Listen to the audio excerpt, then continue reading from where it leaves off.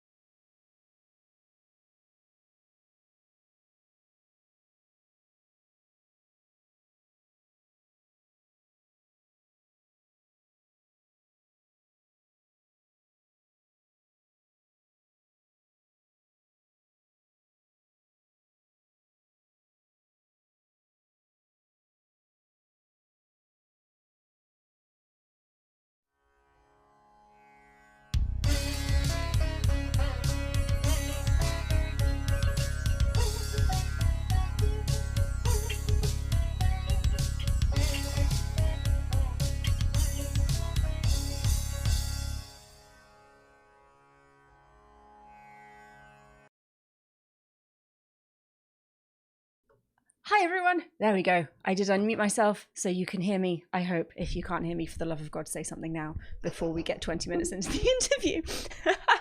So today I have the lovely Lilith with me. We are going to talk about ancient Egyptian jewellery, which is a very exciting topic of conversation, apart from anything else, because it's absolutely beautiful, but also because Lilith is a trained goldsmith, so she actually knows some of the process and procedures that go into making these kinds of things. So this should be a wonderful stream. Lilith, do you want to go ahead and tell us a bit about yourself? Sure. I'm Lilith, I'm 25, and I am, I just finished my second bachelor semester in classical archaeology and Egyptology at the University of Göttingen in Germany. And I'm also a trained goldsmith, which in Germany means 3.5 years full-time training. And then you get a certification that you're a goldsmith. So yeah, fantastic. That's basically my background. Thank you. So how did you get into goldsmithing? It was, it's a bit weird. I started off studying archaeology and Egyptology right after school, and then had to stop that for health reasons. And then I was like, okay, what am I going to do now? I have to do something. And something craftsmanish would be kind of cool. And I just went through the list of things you could do, and goldsmith was kind of a thing. That sounds cool. Let's do that. Awesome choice. Awesome That's choice. How I ended up there. And then you have obviously managed to get back into Egyptology and archaeology, yes. and classics type things. I'm awfully sorry about this. Oliver is upstairs screaming. For those who are new to the stream, well, for starters, hi, I'm Megan. I have a 2-year-old who is normally napping at this time and has decided very helpfully not to. So I'm going to run upstairs and grab him. Lilith, why don't you, while I'm gone, tell the audience your favorite thing about ancient Egypt? Go. Oh God. There's too much. There's too much. Oh God. I do love the art. Specifically, the Amana period is, like, art-wise, probably my favorite, because it has a much freer style. It has a much more fluent and personal style than the more traditional Egyptian art.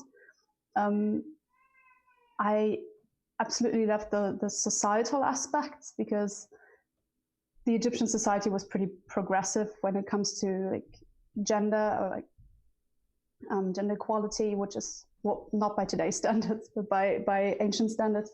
They were pretty good on that. So I think that's something that's really cool. And the jewelry always captivated me. So that is, I definitely put one of my favorite pieces of Egyptian jewelry into the pictures I sent Megan. So we'll probably get to that, and I can show you my favorite piece. Sorry, Oliver is going to join us on the floor behind us, watching something on the iPad. But the key point here is that he's not actively screaming, which, as I tell my sister, who has a 10-month-old, not actively screaming is what you aim for with small children. No, I believe that. Okay, sorry about that. Okay, fantastic. So where do you want to get started? I thought we could start off with the materials, because that is kind of the basics. You can't really talk about the craftsmanship or the art of it without talking a bit about what is it even made of. Perfect. So I would like maybe start off with that. That sounds excellent. Is there a particular image you want me to get up, or what we have? No, not specifically. Okay. I think most people kind of know the things I'm going to talk about. I do have some stones from my own collection. Oh, fantastic! Yeah, that someone would wants be to look at that. That would be ideal. But like the base metal in general used is mostly gold, and that is specifically because Egypt had vast amounts of gold in their perimeter. You could find it loose in the sand in the Eastern Desert. You could just go to the desert and basically pick up the grains of gold from the sand. And once that was kind of oversaturated, they professionally mined the gold from the eastern part so effectively that there's basically nothing left. That is fascinating. So we're going to get into something completely, well, not completely unrelated, but a little bit unrelated. Reading the Amana Tablets, which are a series of diplomatic letters between the kings of Egypt and other great kings and their vassal states. One thing that really jumps out at you is how often other kings are asking the Egyptians for gold. Yeah. And I think I can't remember which one, but one letter basically says, your streets are paved in gold. Send me some. I'd always thought that was massive hyperbole.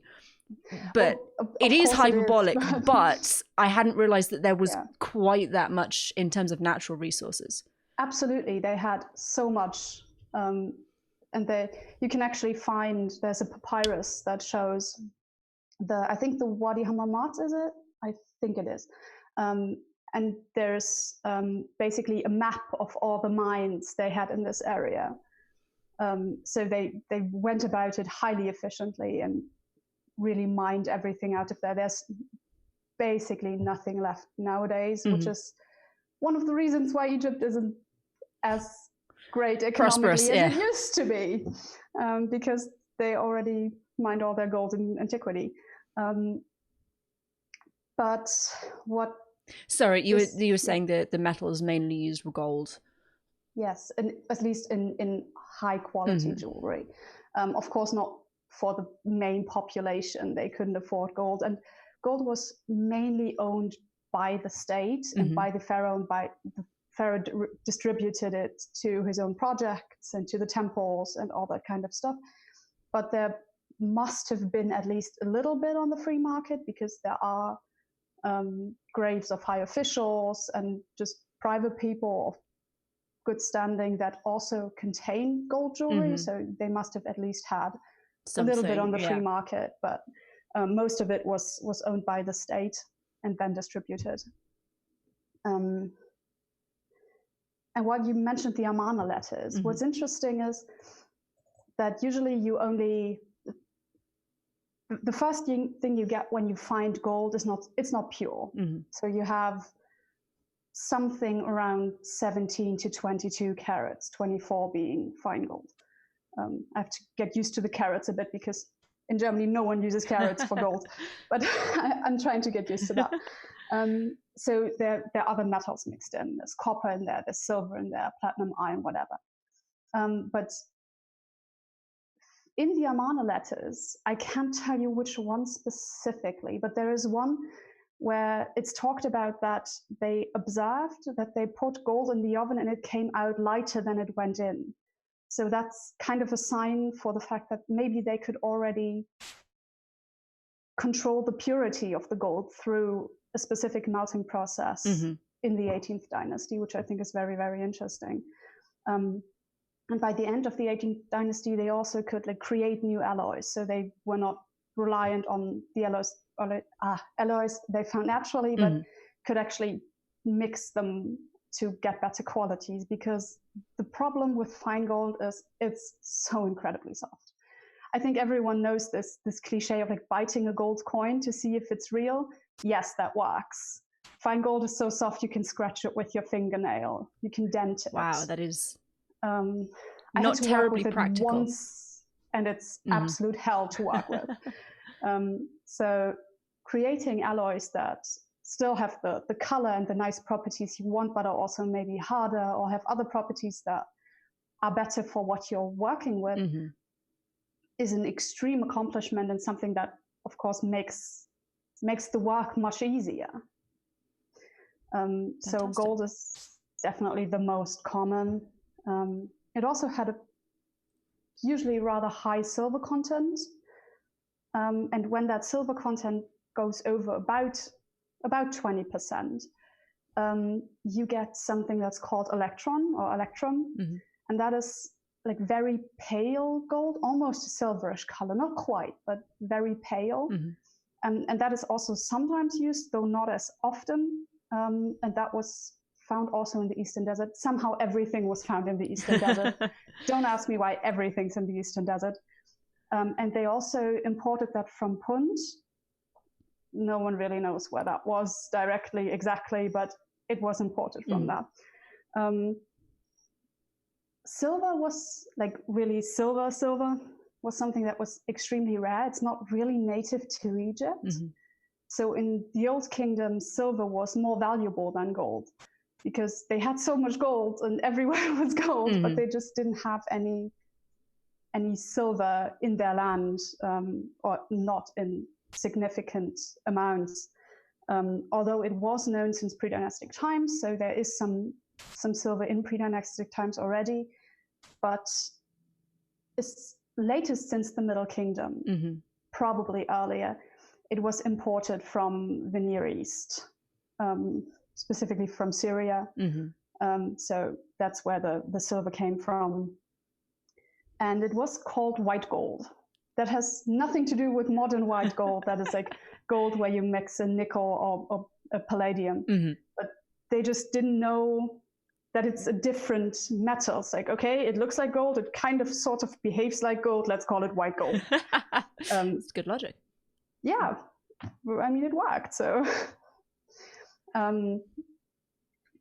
those are like the three main metals, together with copper. Copper is also something quite important, because it's, first of all, it's a lot cheaper. So it's often used for tools. That has the significant downside that it's very soft, like pretty much all those metals.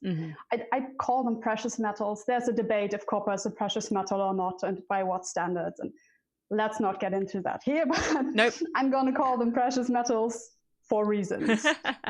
And that was also very, very important for tools and for bases to model over and all that kind of stuff.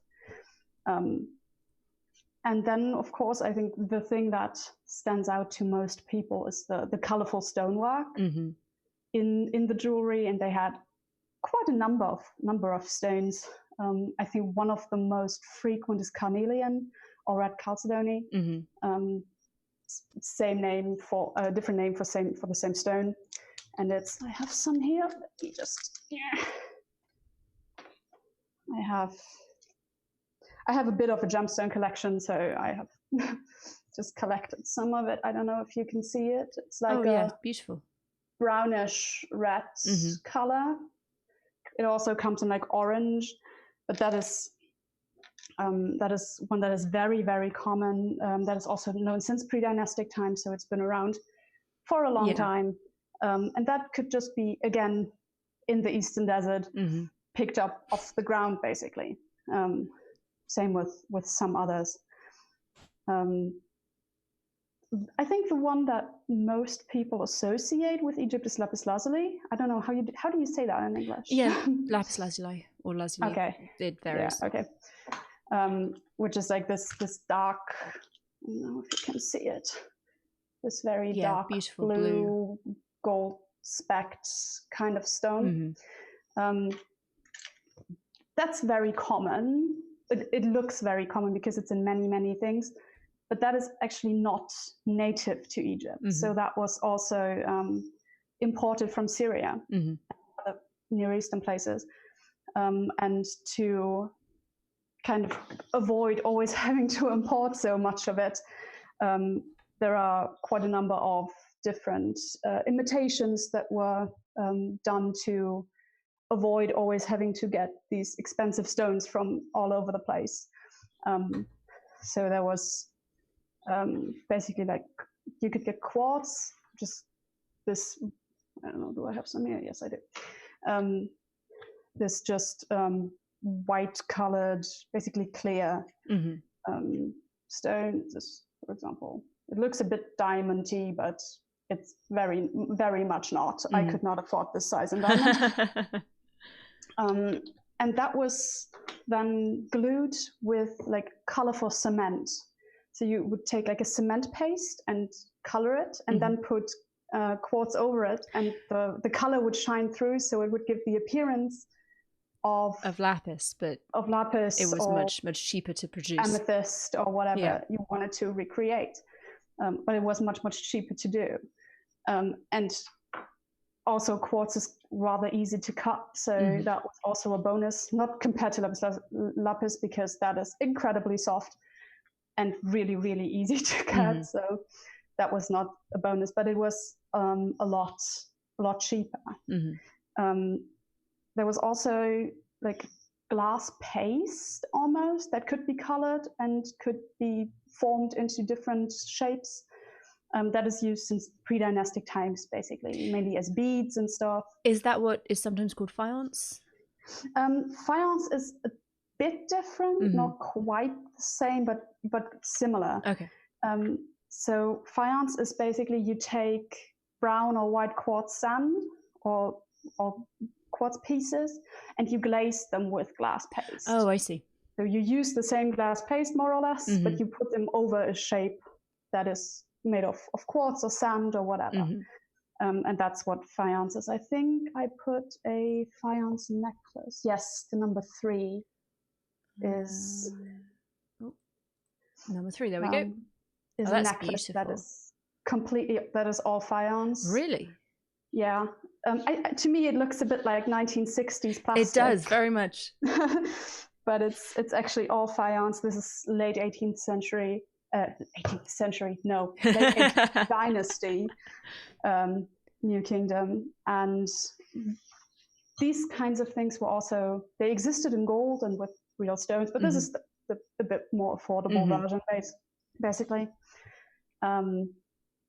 So yeah, faience is used a lot.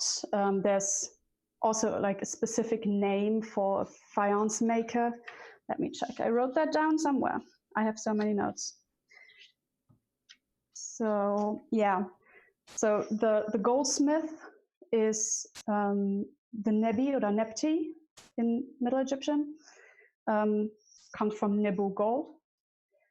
And the faience maker is like a completely separate field of work, basically. That's called Baba. So they very much compartmentalized the work.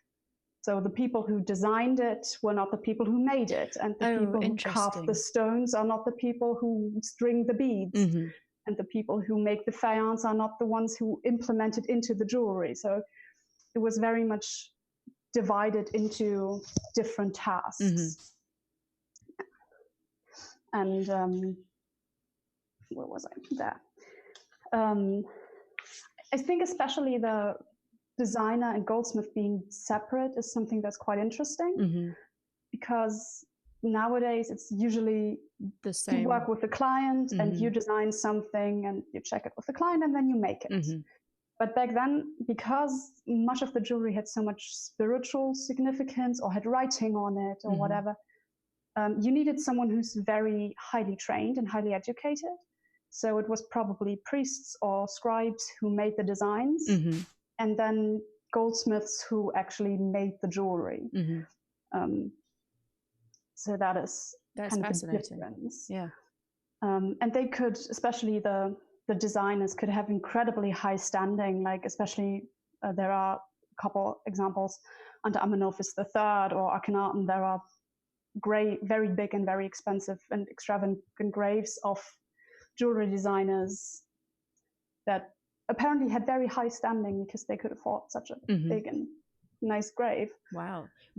Do you find the craftsmen, the people who do the physical making, having similar standing, or are they less important?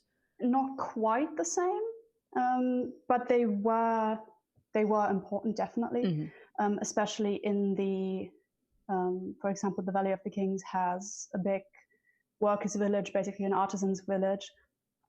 And you can see that there is a certain level of appreciation there and of wealth sometimes, because there are also graves of goldsmiths that are quite nice, not quite as extravagant, but still quite nice.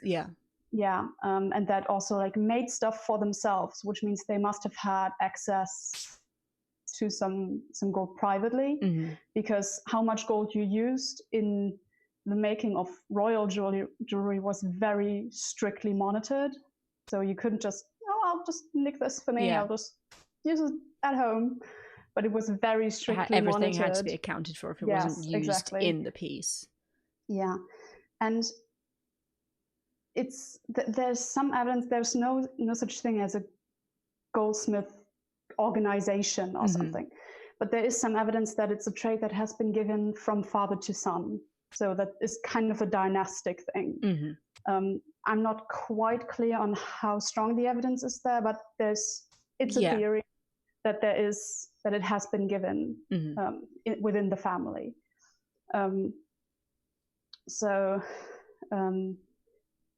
There's kind of a difference today. What I think is absolutely fascinating with Egyptian jewelry is how similar many of the techniques are to modern techniques, because you always think like, oh, it's so long ago. We have so much technology, so much things must have moved forward since then. Yeah, but actually, quite a lot is still the same. If you go to image 10, for example, you see a man in front of like a coal oven. And he's having this mouthpiece. That's basically made of reed with a clay mouthpiece, and that is something to blow oxygen into the fire to control the heat. And that is something that is in a way still used today. Many goldsmiths nowadays learn with, so you have a like propane tank and you have an oxygen tank, and then you put it through, and you have one flame, but you can control how much oxygen goes in. Yes, but how I learned it and how I know many still learn it is that you only get the gas, and you actually have like a tube that you blow the oxygen. Oh, interesting. On mouth. So it's actually quite similar still. Of course, you have a bit more advanced technique because you have the exact amount of gas you need and stuff, but you can still control the heat and the flame by controlling how much oxygen you actually blow onto the piece. So that is something that's actually quite similar, and I think that's fascinating. It is very how similar some of these things still are. And oh yeah, I'm just looking at my notes and seeing what I found in one book, and what absolutely infuriated me was someone said, oh, and then like that they melt the gold and then they cast it or pour it, and then they basically hammer the hot gold. And I'm just sitting there like, oh my God, no, do not ever do this. Please. This is not how things work. No, because precious metals are hot short. So if you actually hammer them when they're hot, they will break. They will simply break. So that is something that probably not what happened. In an older book, and was like, oh God, who wrote this?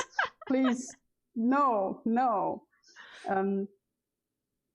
But to go to like the techniques, so to make, for example, sheets of gold, which is something you need a lot, like for the base of shapes, for inlays, and basically everything, you need sheets.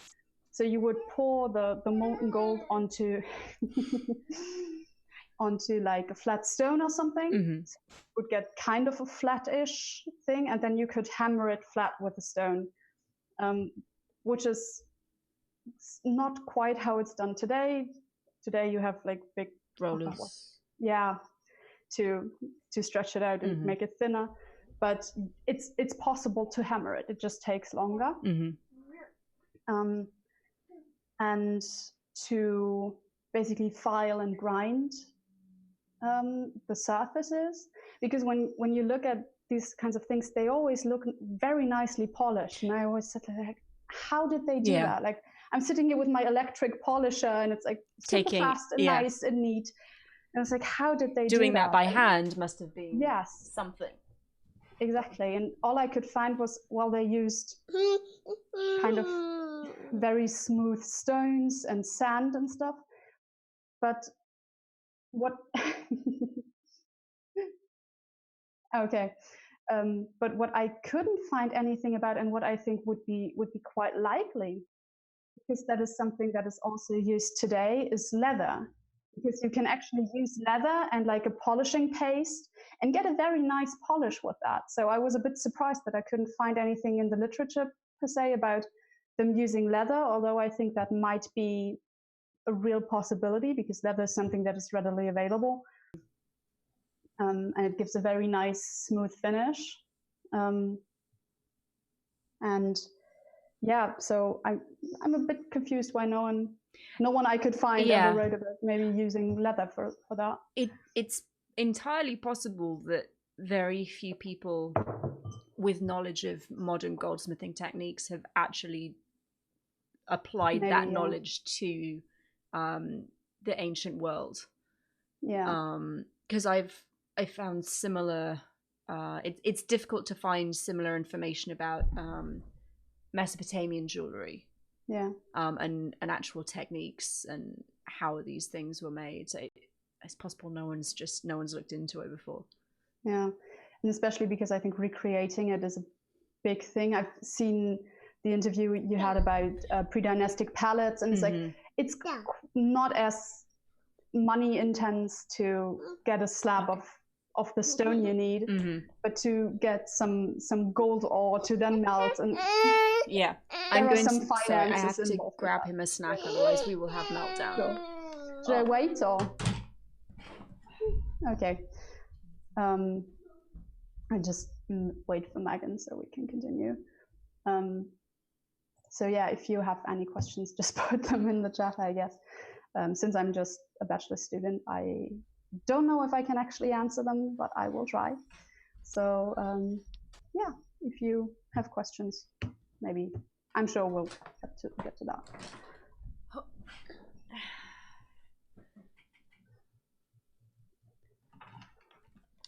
Sorry, Lilith, and sorry, everyone else. Okay, so we were talking about techniques and using leather to polish. Yes. So yeah, I do think that might have been a possibility. I'm trying to see what pictures I gave you that might be interesting. Yeah, so maybe we could talk about some of the techniques like while looking at an object. So I will start with probably one of my absolute favorite examples of Egyptian jewelry, and of course it's Tutankhamun. I tried to avoid Tutankhamun, but I couldn't. There is so much, and it is so beautiful. Yes, and it's so nicely preserved, and I just couldn't get around using some of that. Although I'm sure no one will mind. Although we could get to some other pieces that are from a similarly, not quite as, but similarly beautiful find that is very little recognized in like popular culture, which is the 21st century graves at Tanis, which are very, very nice. I have some examples of that too. But if we go to image 8. There we go. That is an earring. It's a pair of earrings. That's beautiful. Yes, it is one of my all-time favorite pieces from the great Tutankhamun, 18th dynasty. And what I find quite extraordinary is when you look at the wings of this duck. So you have this very fine colored, different colors decoration, and there are different ways to achieve that. You could basically just, so you see that there's a bit of gold between these colors. Yeah, is that wire? It's very fine, but it could be wire, but what I think it is very, very thin sheet that is basically vertically soldered onto the base plate. I see. So you basically create cells. And you could either take the stone you want to use and shape it and then glue it in there or set it in there, although gluing was more widely used than actually setting it, so pushing some of the metal over the stone to hold it in place. It was more with resin, for example. But another thing that might have been used, it's not quite clear if they could actually do it at the time, but I don't quite see why not. And that is, especially here we have, so it's some quartz, there's alabaster, which is like a very milky, clear white stone. But we also have colored faience and glass. So the wings, I think, are done in glass. I'm not quite sure, glass or faience. And what you can do with glass is basically the modern equivalent of enameling. So you take some very fine glass sand, and in whatever color you want, and you put it in these cells, and then you heat it up, and this glass melts and then fills out the space perfectly. I see. And that is something that, of course, takes a lot less work than shaping small filing stone, these stones or this glass to fit exactly into these molds, which is a tedious work, let me tell you. It is not fun. It must be virtually impossible to get the same level of finish as well. Yes, that too, especially when with enameling, you get a very flat surface that you can then very easily polish. But again, I don't know if it was actually used, this technique, but I could see it was, because they did know how to do glass. They did know how to color glass and melt glass. So to me, the step from, okay, we know how to melt glass from sand, it's like to why not? Let's put sand in there and melt it there. To me, that's a rather small step to take. So I think that would make sense.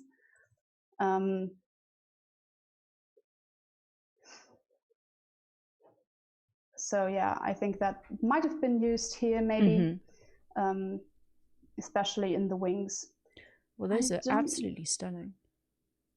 I am trying to see. Oh yeah. I don't know if you can zoom into the picture properly or take 8.1. That is a bit closer. I've got 8.1 up as well, so everyone can see both of them. Under basically the small tail feathers of the duck, there's this row of golden orbs, basically. So there's bigger circles, and then there's two small bands with very, very fine detailing. And that is something called granulation. That is, some people might have heard of that from Etruscan times. The Etruscans were very, very great with granulation. Absolutely fascinating if you ever want to look into that. And that is basically soldering very, very small beads of gold or of whatever metal you want to use onto the surface. The problem with that is that you can't just solder on. You can't just take a soldering metal and melt it in there, because then it will just be one big blob, which makes it a bit difficult. So what could have been done is to use colloidal soldering, which is something that's it's very, to me, very interesting. Some people might not find it that interesting, but it's basically you take two gold surfaces, so in this case the base metal and the balls, and you apply some other metal. Best is copper. So they might have used copper carbonate from malachite.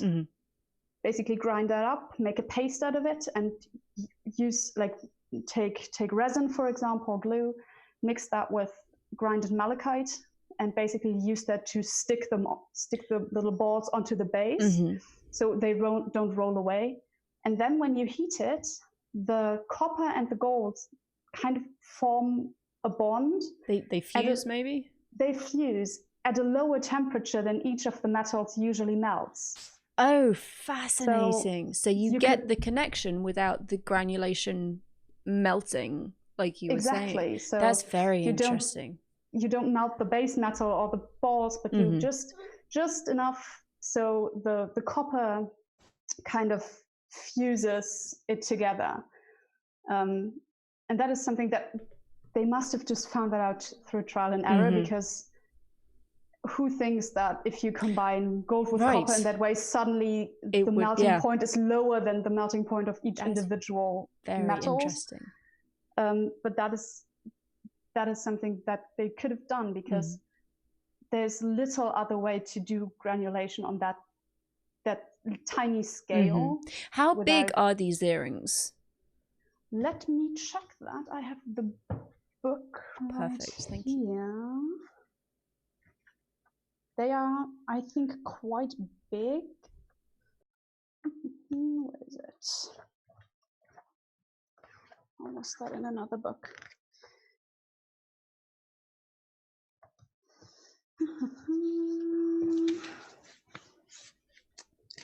While I'm at the book, if everyone is interested in this kind of stuff, Cyril Aldred, The Jewels of the Pharaohs, not the most scholarly thing, but it gives a great overview.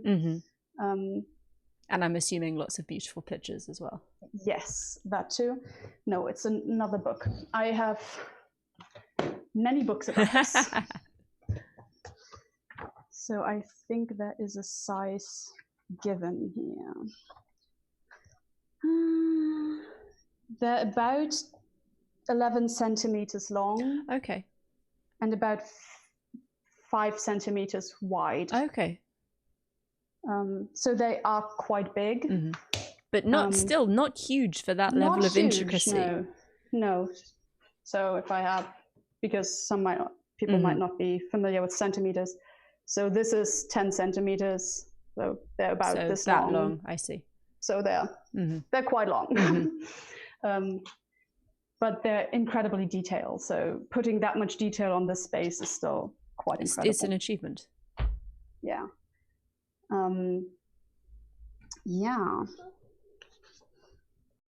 Do you have any specific questions, or do we just want to look at one or two other pieces and go over what is used, we can. So I should say now, audience, if you have questions for Lilith, put them in the chat and tag me to make sure I see them. But I don't have anything particular, so we can definitely just have a look at a couple of other objects and talk about them. So I was earlier admiring image 2, which looks like a bangle with a scarab on. It is. And that is exactly from what I was talking about earlier. That is from Tanis. So this is probably a non-royal artifact? It is. Okay. It is. We're talking 21st dynasty, 3rd intermediate period. So we're in kind of a bit of a politically difficult time period. This specific one is from Susenes I. Little interesting tidbit about the 21st dynasty, if anyone's interested. Please. Especially because you do biblical stuff too. There is there's a king who raided Jerusalem and raided the temple. And I think it was in the 19th century, 19th or early 20th century. There was a French Egyptologist who said, okay, I'm reading the Bible and it's saying there's this king who raided the temple. Where's all the gold? And then he basically used the Bible to trace where to find the grave of this king. He didn't find the grave of the king. No. He did find the grave of the descendants of the king. Oh, interesting. So it might very well possible that some of the jewelry from Tanis is actually made with the gold from the Jerusalem temple. That would be fascinating. Might be a possibility. I'm pretty sure they reused the gold. So that might be possible. And again, in the Amana letters, we know that gold that was sent as diplomatic gifts was often melted down and reused for their own purposes. So melting down spoils of war is definitely not out of the realm of possibility. So we're talking late 11th century BCE here. And this is obviously made of gold. And I'm having the image here too, so I can tell you. So what you would basically, there are a few ways to do this. One possibility, which I don't think is likely here, is that you would take a big sheet of gold and form it into this, and then somehow carve out, pierce out the sections, the negative space. I think that's very unlikely because they didn't really have saws that fine, so you had to chisel it out or like use other tools to just kind of puncture it out. So I don't think that would be a good way to do it.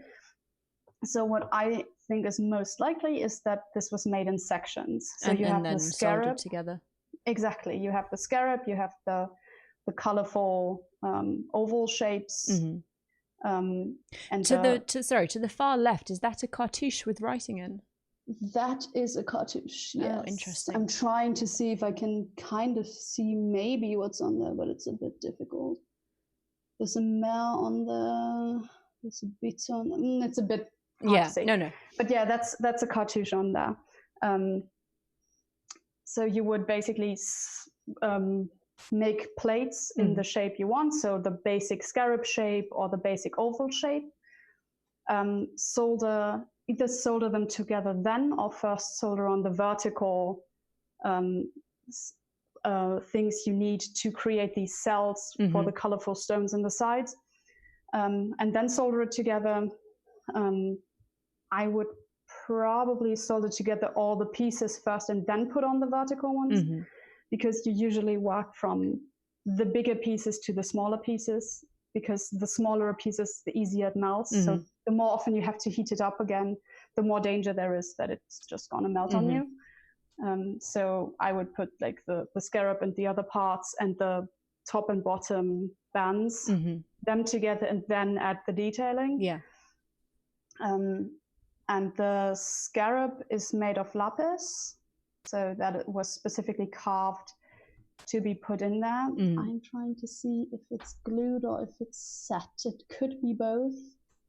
It looks glued to me though. Do you think that was made in 3 separate pieces, or is the line I can see down the middle? I think that's engraved. Okay. I think that's engraved. I think it's one piece. It wouldn't also make much sense to do it in 3 pieces unless you only have separate pieces of stone and not one bigger one. But in general, I would put it in one piece and then engrave the line just to give the appearance of the scarab. And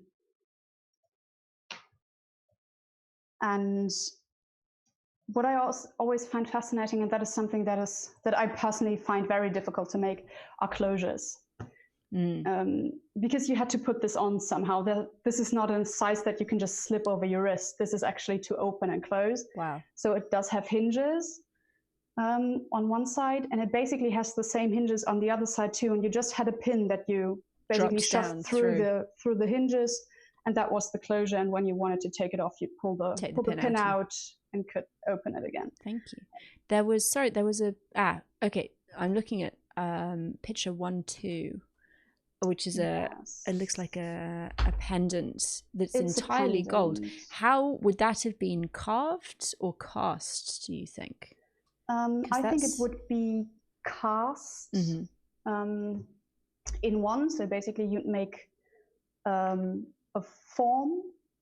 There's different possibilities. You could just make a mold in, I don't know, very soft stone or something that has the basic shape and just pour the gold in. But what was also used, and that is something that again is still done in a very similar way today, is you would make a wax model. You take beeswax, model that in the shape you want, encase that in clay. When the clay is dried, you'd heat it and the wax would melt out, and you'd have a negative form that you could then just pour the gold in and you would have exactly the shape you want. And this looks like it has been cast, I would think, like this, and then engraved afterwards. Possibly engraved. Engraving is kind of a difficult topic when we talk about ancient Egypt, because like I can show you what an engraving tool by hand looks like today. Like these are basically these kinds of things. So you have a wooden handle and then you have a steel tip that's sharpened, so you can basically take it in your hand like this and just carve the line. But they didn't have steel, they didn't have iron at the time where some of these objects are done. This is again Tarnas, 21st dynasty. So yeah. So the question is, did they engrave? How did they engrave? Could you do something like that with flint, or would flint be too fragile? That would maybe be a possibility. I think it depends on the purity of the gold, maybe. I don't have any experience with flint tools, but I think it might be a possibility, especially if this is very high carat gold, which it looks like to me because it has this very intense yellow color. Yeah. Exactly, that you usually get with high carat gold. The less gold is in it, the less yellow it gets. Kind of makes sense. So I think it might have been possible to actually engrave this with flint, maybe even with copper, although I'm not quite sure. Copper would dull very quickly. So if you were using copper, you'd have to resharpen it.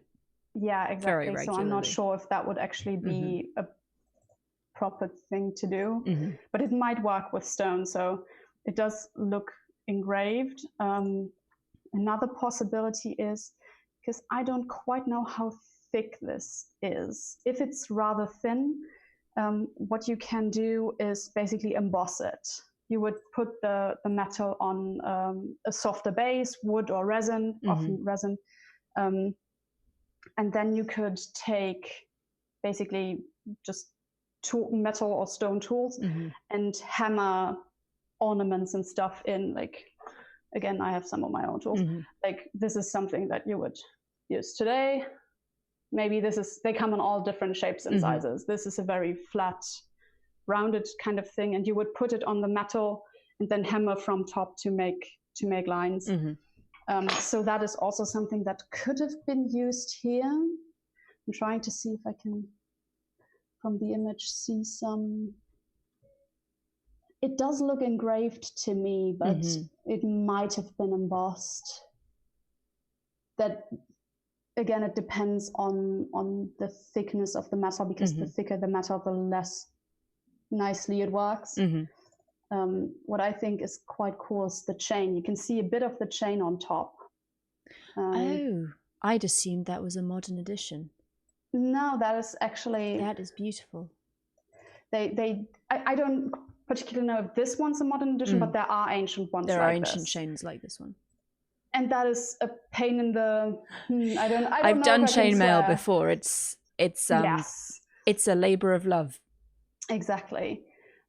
So what you would do to even get the rings you need is you would take a wire, and I have thoughts on ancient wire making, I can tell you. There are theories on how to do this. But you would take a wire and that you would wrap it around a core that has the diameter you want for your rings. Your rings, and then you would basically cut it or chisel it or whatever along one line, so you would just get open rings that you can then basically twist into each other and close. But with this kind of fine and very intertwined, it's not like you just put one ring into one ring into one ring. That is a very complex kind of ornament, and that is very difficult to do. Especially, I don't know if they actually soldered the rings closed or if they just bent them close. That was going to be my next question. I am not sure about that, because soldering something like this is still very difficult today, and soldering has become a lot more precise. So I don't know if they soldered it or if they just bent it. I would probably go with bent, but like I said, I'm not sure about that. But it's incredibly fine work, especially if you consider that they didn't have like precision pliers that we have today. Or jeweler's saw. This tiny.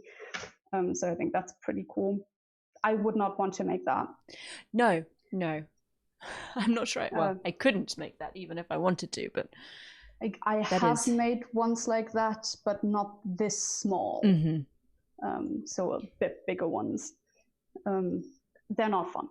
They're really just not fun. I found it, as long as they had a good television program, it was kind of meditative, but again, it's not something I'd want to do on a long-term basis. Yeah. Because that would... It kills your hands apart from anything else. Absolutely. And if you just put them in each other and bend them close, that's fine. But if you have to solder them, that's really, really, really annoying, because you only have to get the soldering a tiny bit wrong and suddenly everything's stiff. And you've melted everything. Yes. And then you can try to get that all out again. And that is very much not nice. No. We have one question. Miss Jessa says, I once read that Egyptians called gold the flesh of the gods. Is that true? That is, yes, I would say yes. Gold is often used in depictions of gods in jewelry as the color of the gods. Mm-hmm. And there are some texts that speak of the gods being like radiant and shining like gold, like the sun. Mm-hmm. Gold is also often used to depict the sun because obvious reasons. So yes, there is something to it, definitely. Oh, Oliver, don't do that, sweet. It's rampaging around the room, knocking over recording equipment. We have no other questions. So how long have we been going? Yeah, we're nearly at the hour mark. Is there anything else that you wanted, like technique-wise, or any of the other pictures you sent me? I mean, if you want, we could look over the number 7, because I think it's quite interesting because it's not jewelry. Yeah. I was actually, are those axes? Yes. This is, those are 2 sides of the same axe. Ah, it's beautiful. So, yeah, it's obviously not an actual usable axe. Yeah. It's more of a ritual, ceremonial type thing. Ceremonial kind of thing. This is early 18th dynasty, Ahmose I, so end of the second intermediate period, beginning of the New Kingdom. Mm-hmm. If anyone is looking at my Twitter, you know this period from the text you're I'm learning, going over. Yes. That is the king. And this X is from the king. If you are watching this and you don't follow Lilith on Twitter, I will put a link to her Twitter handle in the description, because she does this fantastic thing where she goes through Middle Egyptian sentences and deconstructs the grammar and the words for you, so you can actually read the sentence yourself and see how it's formed and what it says. It's absolutely fascinating. Yeah. And it's like Middle Egyptian in 2 minutes. When I'm done with this text, which will take a bit longer because I'm lazy, and I was planning on putting one out every other day, but that is not realistic. That's a commitment, yes. Yeah, but when I'm through that, I will try to do like Middle Egyptian 101, start from the very beginning. Excellent. As far as I know, like I said, I just finished my 2nd bachelor semester. I'm not an expert. I'm basically just putting through to you what I just learned. You're sharing what you have. Exactly. So this axe is, I think it's quite interesting because this is something that's rather rare. Mm-hmm. And this is, the handle is made of cedar wood. You can't really see the handle all that well here, but it has like a long handle that is made of cedar wood, and that has been cased in gold sheet too. So oh, wow. The entire thing is gilded. It's not quite left. You cannot see the rest of the gold too well in this picture because much of it has been lost. And am I right in assuming cedars are not native to Egypt? No. So we're looking at the product of import as well as yes, natural definitely. Resources in Egypt.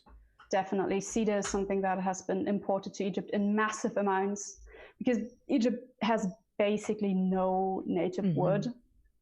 Very, very little. And cedar was usually imported from Lebanon. So yeah, this would have been imported. And then the blade is made of copper and then again sheathed in gold. And this has definitely been embossed. Like this is not engraved, but here you can really see that the gold sheet has been basically pushed out. Yeah. Yes, exactly. And inlaid with stones again. What I found interesting is that the material combining the handle and the blade is actually also gold. Like the wrapping you see on top is very thin gold That's band. amazing. I had assumed it was like palm fronds or something. That is, yeah, I thought so that too. is No, but stunning. it's actually gold sheet. Wow. And yeah, since it's obviously like a ceremonial object, it has the images have a lot of relevance. You have on the left side 2 names of the king. You have the Sara, the son of Ra name, in the cartouche, and then the Necha, which is the good god. So 2 names of the same king. They had 5 names. You can choose 2. And then under that, these 2 figures is the king grabbing a defeated enemy by the hair, and that is something everyone who's ever looked into any Egyptian iconography has seen this. Like, you see it on the Nama palettes. Yeah, like it's a very long-standing tradition to depict that you've defeated someone, and in this case, it would be 𝀭defeating the 𒀭in Awaris in the Delta to reunite the 2 lands of Egypt. And then on the other side, you have on the top, that is the god of time, which I think is an interesting choice because I don't quite see why he is there. With everything else, it's very clear why What's they put it on there, yeah. But with the god of time, it's like, what are you doing there? And then under that we have the vulture goddess Nechbet, and Uto, which is a snake goddess, and then a papyrus and lily plants. So this entire middle section of this side is basically a depiction of Upper and Lower Egypt. Oh, interesting. So it this is commemorating again the exactly the reunification. reunification, and then again you have the king as a sphinx on the bottom. But so you have the slaying of the enemy basically on the one side and the reunification on the other side. So this must have been made after 𝀭already defeated the Hyksos and reunited the kingdom. And I think that it's quite interesting because you can not date it precisely because dating is difficult, tricky. But you can get the context king, and yes, in the reign of the king, you can kind of say, okay, it must have been in this period and not in this period. You can get the relative chronology rather than the absolute. Yes, exactly. Fantastic. Well, that is, I can't get over the fact that wrapping is gold sheets. Yes, that surprised me too. I did not expect that, but especially because it must be so thin. Like hammering gold that thin is an art form. That is not easy, especially because it looks very uniform in width and in strength. So getting it that nice is quite difficult. That's wonderful. Well, we do have one more question, and then I'll let you go, and I will go and entertain this child with something other than cookies. He's had his cookies body weight. Good entertainment, though. He's had his body weight in cookies in the last hour. So Lieutenant Galloway says, do you typically discover unique commissioned pieces, or is there an abundance of more common mass-produced jewellery? There's both. There's definitely both. So the things I've shown you today, these are royal things. So they were commissioned. They sometimes were commissioned specifically for the burial. Some were used in life, but they were specifically made for the king. But there's definitely, first of all, in form, there are specific forms that are always reused. Starts with the stereotypical scarab that shows up everywhere and anywhere. But also other forms, especially amulets, are something that is very, very common also in like all ranks of society, made of different materials, of course, but amulets are something that pretty much everyone had. So there are, for example, soapstone scarabs that are basically just one like the other for the more general population. So there's definitely both. Excellent, thank you. Oh, hi. Yes, we're going to do something other than eat cookies right now. That was absolutely fascinating. Thank you very much. Thank you so much for having me. We're doing another cookie because we're going to melt down otherwise. Yes.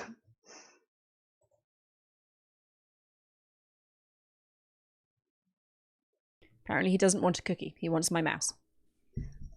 He's not allowed my mouse. He'll sorry, quick digression. He'll pick up the mouse and walk around with it held up to his ear like a phone. Go, maybe Dad? It works at some point. It's absolutely hilarious. It's frustrating because then when I want to come and use the computer, the mouse is somewhere in the house. God alone knows where.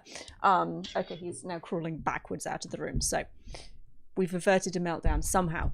But thank you, Lilith, so much for joining us and for sharing your expertise and your knowledge. This has been absolutely fascinating. Thank you so much for having me. Oh, it's absolutely my pleasure. And this is some just truly beautiful objects. And I was, sorry, briefly before I let you go, and then I promise you're allowed to go and do something other than talk to me. Ask away. Oh, I turned your camera off. I'm just putting up picture 16 because the fact that we have this level of detailed imagery depicting the creation process as a Mesopotamian specialist, this is incredible because as far as I'm aware, there is no such parallel in Mesopotamia. We have some very general depictions of stonework, but this is absolutely exquisite. Yeah, you've got glass blowing and bead stringing. Yes, and there's different depictions of all kinds of artisan work. We have depictions like that about woodworking a lot, more than goldsmithing, definitely. So that gives a very good clue about how things were done, at least to some level. So yeah, on the top left is weighing the gold, and there's a scribe there to, like I said, everything was documented. So to account for the weight and make sure nothing was... Exactly. I am not quite sure if the middle one is glass blowing or if that is actually what I also have in picture 12, which is using a bigger oven to melt. Oh, I see, for melting process. More amounts of gold, because you can only do so much with one lung, or like with one set of lungs. So if you wanted to melt bigger portions of gold, you would need large amounts of people. It could be glass blowing too, though. I am not quite sure. So yeah, there are quite nice depictions of this kind of stuff. But no, this has been fascinating and very enjoyable. And thank you everyone for joining us and for your questions. As ever, you guys have the best questions. And I think we're done. Lilith, is there anything you want to add? No, not really. Excellent. It was really nice. Thank you. Oh, thank you. Everybody, remember, until next time, resist poor scholarship. Always ask, how do you know that?